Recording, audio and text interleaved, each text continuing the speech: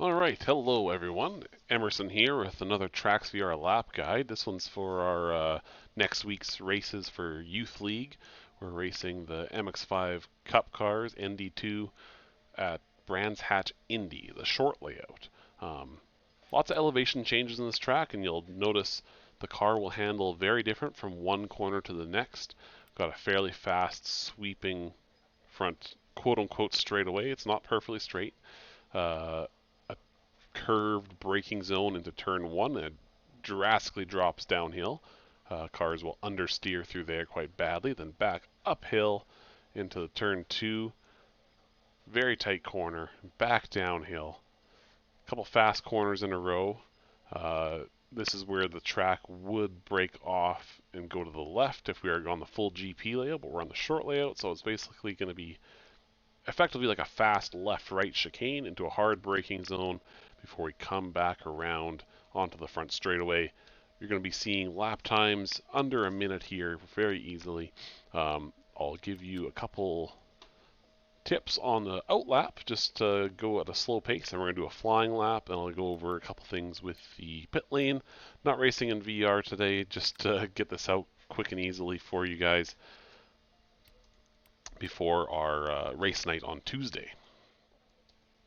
Okay, so entering the track here, I'll go over a couple tips with the pit exit here. You're going to be coming out of the garage, making a right-hand corner of the pit stall. Now, I want to point out where the correct spot to turn off your limiter is.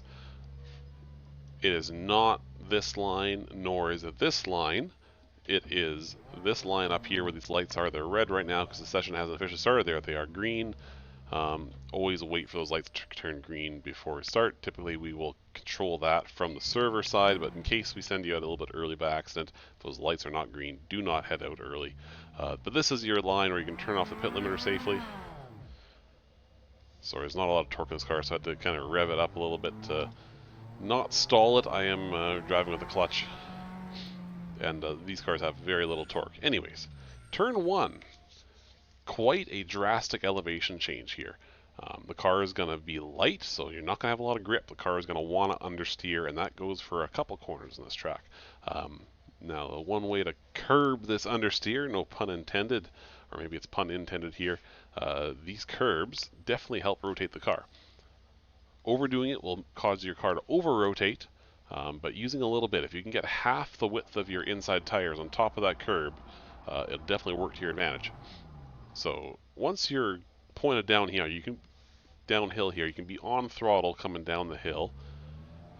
The outside where you're going to come to afterwards has a fairly flat curb. You would definitely want to be on top of it with your left tires. If you overdo it and come out here, you may see some track limits warnings popping up, but definitely you want to use a little bit of it. Just use that runoff sparingly. The gravel trap there also is quite aggressive, so mind that there. Braking zone for turn two here. It's a sharp right-hand corner. That number one board that I just passed, that is where you want to be braking. Watch this red and white curbing on the left here. Wait till the very end of that curbing before you start turning in. You can do most of your turning really early on. You can actually come to neutral throttle fairly soon as well. Come to this curbing again. If you can get on top of it a little bit. Now, if you look closely, you can see some hemisphere dome shapes on the very, very inside of the curbing. Those are really, really rough. Definitely don't want to go that far into the curbing because that will upset the balance of the car and you will lose control very easily. Coming out of turn two, you're doing a very late apex, downhill, on throttle fairly early, as I said, out to the curbing on the left, and I always aim for the second white sign on the right, the one with the number 1 on it. You can see up ahead there. Point your car directly at that, maybe even just a smidge to the right, and you're going to veer to the left to come parallel with this red and white curbing here, braking at the start of the curbing, downshifting down to second gear for this corner, and then again this curbing here, a little bit of tire on the curb. These curbs are very abrasive here. It will help you rotate the car. If you miss it, you'll probably run out onto this metal mesh over top of the grass here. That will definitely pop up with track limits violations there, but you definitely want to get your right tires, use the full width of the track, get your right tires on the red and white curbing Full throttle, staying to the right-hand side. We have a left-hand corner coming up. It's a very fast left-hand corner, much faster entrance than it would be if we are using the full GP layout, because we're only basically left briefly before immediately going back to the right. Now I just passed it. I went a little bit too far here. A small half lift off the throttle is about perfect for this corner if you get it right. This little orange marker at the end of the Armco barrier is a good spot to get that half lift off, helps you get turned in. Aim for this curb on the inside.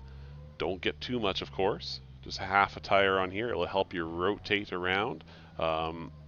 Ideally, the apex would be over here. So get that curbing there. It'll help you rotate a little bit, and you can basically beeline it straight across here, right until the braking zone for the next one. Get a little bit of curb here. If you get too much curb on the left-hand portion, you will spin off into the grass on the left-hand side here. If you don't get enough curbing at that speed, you're going to understeer off onto the grass on the right. So very critical to get that curb. If you don't think you're going to hit that curb, if you're side by side with someone, you're going to have to go a little slower to make that corner. Now here, rather than having the car light, like turn 1, the car is going to be under compression, so you actually brake very late here. Down to second gear, all the way out to the left. Get all your turning done fairly early, because we're coming up to a spot where suspension is going to be uncompressed, tires are going to be light again. You want to be basically done turning before you get there, otherwise you're going to understeer off. Point straight across this crest over the hill, out to the left. Now, if you're on a qualifying lap, if you're on your flying lap, it's really good to alternate flying lap and then setting up another flying lap afterwards. Basically, every other lap will be a flying lap, because what you do on a flying lap is stick to the right-hand side, right to the line. But this is not the line you want to be doing in a race necessarily, because this will get you a faster lap time, but it's not going to set you up very well for turn 1. So if you're doing a flying lap, finish your lap on the right, but always start any other laps on the left-hand side. Braking for turn 1. Now I missed it on the pit exit. Braking for turn 1. There's a bunch of signs here. I don't want to go back up too far because it'll give me the disqualification. But there's a number 2 sign. But before the number 2 sign, there's a brake sign. Some faster cars, you want to brake there, but these cars are slow enough. You can brake quite a bit later. We're going to go... Wow, these cars have no torque at all to get going with the clutch. Braking about here, a little bit before that number 1 sign. I think if you get it right, you can definitely brake later, but this is a tricky corner. Start early, push yourself deeper into the corner as you get more comfortable. But you want to get your rotation done sort of in this area here. There's a bit of a compression before the suspension comes unloaded here. If you're not turning at this point, if you start turning here, you're going to understeer straight off into the gravel trap. So get that turning done early and get to this curbing and follow this line through down to the exit curbing here. We're going to do a couple flying laps here before I show you the pit entrance, and that'll wrap up the lap guide. Okay, starting a flying lap here. So we're going to be on the left-hand side, so we can set up a good line into turn 1. You're going to be in 5th gear coming to turn 1, downshift twice down to 3rd. Hold that speed through the corner, out to the curbing on the left, but not too much curbing. And then braking at the number 1 sign, all the way down to 1st gear, because you're getting lots of turning done early on. Touch that curbing a little bit, I actually missed it. Point at the white sign, the number 1 sign, and get parallel with the curb. Brake at the start of the curb, down to 2nd gear, carry that speed through, a little bit of curb, and on the throttle, down the back straightaway. Watching for that orange sign on the right, a half lift off the throttle. You might hit 4th gear, I didn't. Touch the curb a little bit, touch the curb a little bit, down to 2nd gear, all the way out to the left. All your turning done early, so you can be on the throttle over the crest without understeering off the track. And full throttle coming out, and then they're going to get the shortest distance possible, hugging this white line on the right-hand side for a quality lap. Otherwise, you're going to be on the left on a race lap, and across the line. Okay, we're going to come in for our pit entry here. Stick to the right-hand side through the final corner. You're going to come in nice and early. Now, there's a bit of a chicane on the pit entrance. You definitely want to be on the brakes, probably about here, to get slowed down for it. 1st gear coming into here. Now I typically get my pit limiter on right about here. Here's the sign where you want to have it on before, but you're going to be slowed down to below the speed limit to make it through that chicane anyways, so you can hit that button as you're coming through the chicane, and then just get on the throttle. It'll speed you up to the pit lane speed limit, and you're safe down pit lane. Anyways, that is it for the lap guide. Looking forward to the race on Tuesday. We're also racing at Oulton Park. If you haven't seen that lap guide, we've already uploaded it. Go take a look and get some practice in. If you don't have a sim to practice on, familiar yourself with the lap guides, take notes. That will maybe help get some memorization down pat. Try to recognize some visual markers. If any of the number signs I pointed out on the lap guide, if they do get knocked out during the race, maybe it's not a bad idea to have a backup braking point or a visual reference to look at in case those signs get knocked over mid-race. That way you can have something to fall back on should that situation come up.